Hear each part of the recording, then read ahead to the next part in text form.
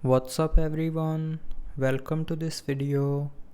In this video I will show you how to set new wallpaper on Redmi Note 13R. So to change the wallpaper, press and hold on an empty space on your home screen and then click on this picture icon.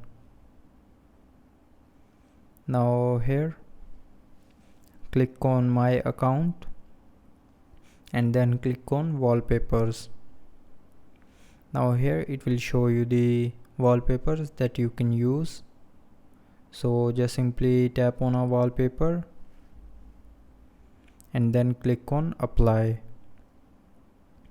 Now here you have a option to set this wallpaper as your lock screen wallpaper, as your home screen wallpaper, or you can set it for both.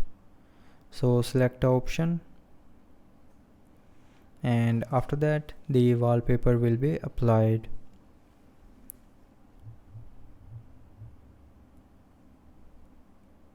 So you can see the wallpaper is now changed.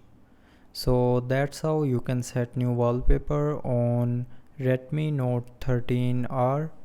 So I hope you liked the video. Thanks for watching.